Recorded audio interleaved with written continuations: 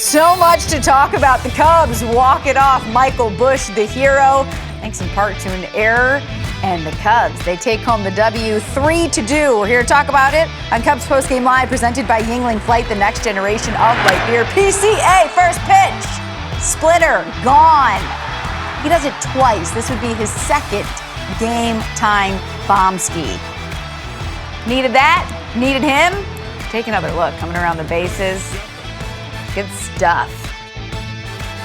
All around a good day for the Cubs, and that was because bottom of the 10th, Michael Busch getting it done. So puts the ball in play, and that was the deciding moment. So Victor Barracoto goes into the game after pinch hitting in the 10th, and the ball just finds you. Botches it. Everyone's celebrating. Who needs the helmet? Game over. That was a nice throw, too. chucking the helmet. Elise Menaker Cliff Floyd. Your thoughts, a close one, now 8 walk-offs leading MLB, so they're coming up clutch when needed? Yeah. In these walk-off situations. No negativity today, not talking about the left on base and all this stuff. Let's go right to what, PCA has been talking about with Bregman. And Bregman gave him a little bit of advice about preparation and kind of how to go from the on-deck circle to the box. But you have to actually have a game plan. And when you think about him against Keaton Winn, it's going up and understanding that, okay, he throws a lot of changeups and he relies on it. He knows that PCA is starting to feel good with the fastball. So I'm going to go up here and throw a changeup. If you're coming from the on-deck circle to the box and you committed to that, and you can go up there and get that first pitch changeup, Elise, and throw the A swing on it, and just give your team that boost that they needed, that's what you're talking about as far as just understanding the game and being able to buy in and understand that I'm selling out. I'm selling out on change piece. If he throws it, boom, I got him. And that's why when I talk about masteration and how he's kind of turning the page and understanding his bats are getting quieter and better, he's here. Simplicity to it all when you just, find your zone and stick to it. GMC for professional grade plays, presented by your Chicagoland and Northwest Indiana GMC dealers. And so you know it, boom. And it's right there where you want, in the wheelhouse. And when you talk about nitro zone for lefties, that ball is going right to where his bat is through the zone. He's ready on time. Lift off.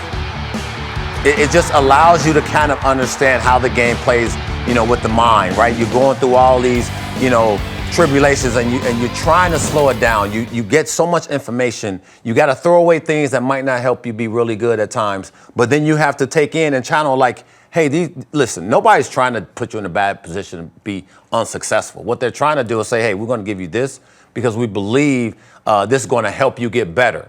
So I think he took it upon himself to make the changes with the batting stance, to make the changes with the hands, and so on and so forth. He was locked up. I mentioned he was locked up a little bit, or it looked that way, right? Mm-hmm. And then you saying, okay, now he's free. Mm-hmm. But once you find it, the hardest part is consistently keeping it together. Right. And we're going to show you both right here. And I think the one first is boom. Oof. Right? We talk about Roop and what he came in as a ground ball pitcher. Right. I mean, he gave up 8 runs his last start and then a change piece. So when you're hitting the fastball and the changeup, now it's going to get to the point of how do I get them out? And that's when you start hitting the mistakes that these pitchers do. Because when they find, that one area where they can get you consistently, they can exploit you anytime they want. They keep you off balance. And that's why we're seeing with some of our guys. That's why Dansby sat today. That's why we're seeing it with the third baseman and Alex Bregman. He's off balance. He's seeing a lot of balls off the end of the bat going to left side. When you actually hone in and get it right, it's hard to get you out. And now he can literally carry you as he did today. He literally carried the team with 2 game-tying home runs. Hold on, there was a note from Notch that I want to bring up because, JD brought it up during the game. I mean, immediately when you have a performance like this, you think back to Rhino, right, in his game, which was referenced. And so when you have to go back, we can check since 1920. Multiple game-tying home runs in the 9th inning or later. He is now on that list. Leading the way is Ryan Sandberg. You've got Ron Santo on this list, Ernie Banks. Now you can add Pete Crow-Armstrong with 2 of those today. So it really was the game was on his back today, and he delivered. I'm with you where he just looks freer at the plate. He's always been confident, but now there's direction, if you will, with that confidence and knowing how he wants to attack. And he was the one to say, when you talked about the mental side of things, when we were seeing mistakes, it was around the White Sox series, he was saying, well, when you start seeing this and a downturn in his play, a lot of the times it's the mental now affecting the physical. Yeah. You got the talents, that's never a question, and it's never really a question with anyone up in the big leagues. It's always how do you hone it in and use your mind, basically. Use the mind, but you have to almost go all the way back down to zero and like start over, if you for lack of better, because you're in the midst of it. The season's here. Like, there's no turning back and going, can I go to spring training and get a few more bats? Because, I went to the WBC and I didn't get any, right? And I had to play through that. But the season started. They don't wait for you. And nobody's waiting for you to sort of find your groove, right? It's like, okay, I'm willing to make this change because I believe I am stuck. I believe I can't get to the balls that I normally get to, and it's frustrating. And so when he made the change, it was like, boom, right before our eyes. It's like, wait a minute. His hands didn't move, and now he's found a rhythm. But when the rhythm then coincides with you making that solid contact, the confidence goes through the roof, and you just alluded to it. The confidence and the play that he brings to the table every single day, that's never his question. Right. It was more of how you going to get this, kind of unlocked to get to where we are right now. And now he's at a point where he's on this board right here speaks to what the game is about. These boys on this board can carry teams any given night. And you saw PCA today do exactly that. Well, and credit to Pete, because I'm not sure when you have Pete on this team as a younger player that you're even expecting him to be on a list like this. You weren't really thinking that he was going to be this home run guy when he first comes up. No. Because you're just looking at his defense first. I don't even think with him it was the offense is like some icing on the cake. There's offense in there, but the power over these last couple of seasons is really what has shown up.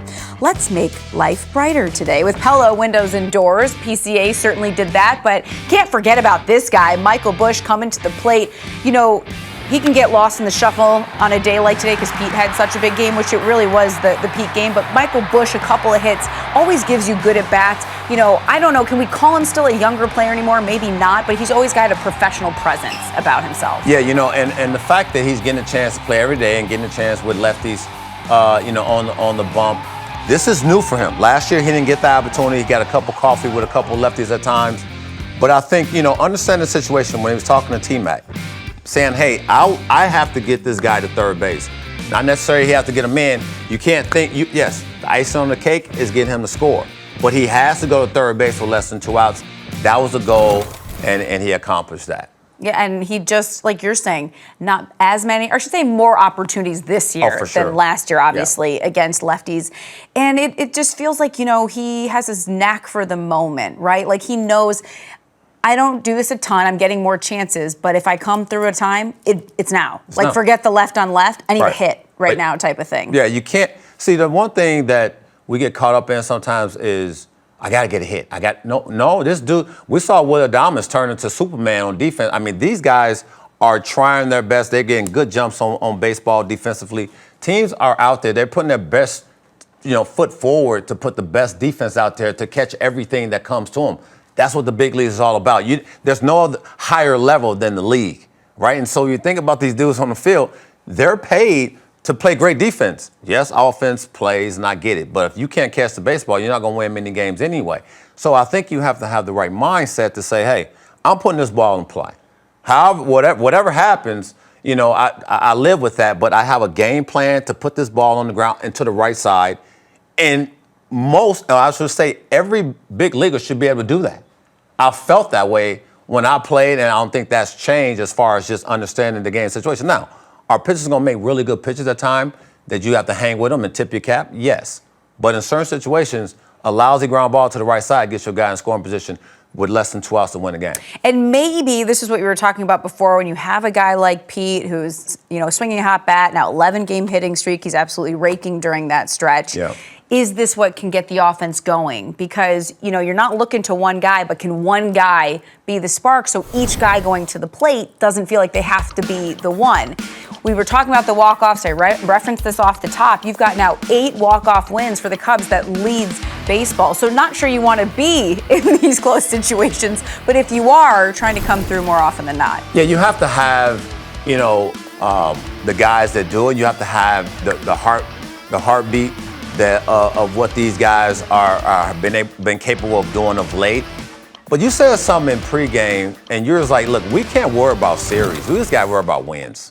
You got to win each and every day. It's tough for you right now. It's tough for them. It's tough playing from behind with this team because they just are not a team equipped right now to come back when they get down early. The manager alluded to it in his presser before the game. And I just think that yes, we keep saying, well, they're better than this. Well, if you're not better in a particular moment, then it doesn't mean anything. Like, yeah, we know you're a better offense. Yeah, we know you're a better team than what you're showing. But if you're not winning games, then are you really that good as we out there, we actually proposing you to be? So I always felt like you are who you are at that moment. And if you have to just try your best to win games, however you win them, you do that. When you have a guy that's balling out of control like Pete is right now, you try, hopefully he's in the right, situations to come through, and he was today. But you have to still grind out trying to find how do we get some runs on the board and stop, sticking to this one run here, one run here, games, and then hoping at the end, you get an opportunity to walk a team off. It's not going to happen listen, it might happen a few times, but if it happens a couple more times than we've seen this eight is here and there. This is not going to happen every night. Right, yeah. And so Pete, the hero today. Yeah. Michael Busch, really the true hero, but Pete, a huge part of this game. 11-game hit streak, hitting .413, 5 bombskis in that stretch. I'm sure the manager is talking about him. Yeah. Well, Ryan's been a really, really nice development, I think, on this team. And he's pitched in some enormous moments, as you can tell by his 5 wins, right? That have, and he's delivered. That means he's delivered in those situations. So that's a tough inning. Those extra inning games when you come in are just tough innings, and then to finish an inning with Devers and Arias, you're earning your money there. And I'm proud of Ryan and proud of our development staff. We've done a nice job, and he's in a good place. Obviously with Pete, you love the home run ball. When he gets in a role like he's been lately, just what do you see from him? Yeah, I mean, it's like don't miss a pitch, really, it's incredible, really. I mean, he's offensively, two of our last 3 wins, he's been incredible in them. So it's you're out of kind of like things to say when he gets on these roles. It's I know you guys ask about him a lot, and I get a little like, is this it? And I actually understand now why, because it's like it's so great when it happens, right? It's so it's single-handed at times that you should be trying to figure out when it's coming. I don't have the answer of when it's coming. I will never have the answer of when it's coming, but it's pretty cool to watch. So when you have your managerial lens going in the 6th inning, you have a starting pitcher it's been pretty good, but also that in your mind, is you thinking this is a one-run game and runs are going to be hard to come by? Is that part of your thinking for bringing in Theo Bar to replace Brown at that point? Ben was just done. That was the limit we were going to go with him. This is a reliever that we're transitioning to a starter, and we still got to be careful with the pitches. And his health over the course of the season is going to be the priority. So I'm not going to, it's not going to be. We're going to be too soon than too late with Ben, and it's going to be a priority. The 5 1/3 that Ben gave you, he's just been so consistent here lately. What did you see today in the way that he? Well, it was more of the same. I thought his his curveball today was really good. He threw it in the zone a whole bunch. Threw it behind in the count, 3-2 when he needed it. He was excellent with it. I thought that was his best pitch today. I thought he did a great job with that pitch. And he's pitching very confidently right now. That's the biggest thing. It's a confident guy on the mound, and I think we see that. At what point do you tell your coaches to tell Dansby to put a jersey on, start running, getting ready to loosen up? Is that He had his jersey on, Bruce. maybe, but the idea of getting him ready. Well, I mean, look, there was a potential at bat at some point, so he was ready to go. He was ready to go long before he went to pitch. He was ready to go. What's your view of Pete's season? I mean, he has the contract extension, he's had the numbers that are down and up. He had the viral moment, whatever that was, at Sox Park, a couple, missing the flag, losing the flag balls, and now he's doing this. So just how do you evaluate Pete's first 70 games or whatever? Yeah, I mean, I think Pete's improving. That's all I want. That's all I'm after.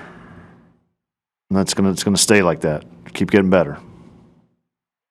Once again, Seiya has a great job now. Great game. Yeah, I mean, it continues an excellent play in the first inning. Getting good jumps on balls. His defense has been definitely a step up, no question about it. And it's been important to him to take that step, and he really has. I think you guys lead the league in walk-offs this year. What does that kind of say about the resilience of this team? I don't. It's not a stat you try to lead the league in. It's entertaining. It's tough on the manager, but it's entertaining. And so, look, it means it's fun too. It's a lot of fun actually. I say tough, but it's fun.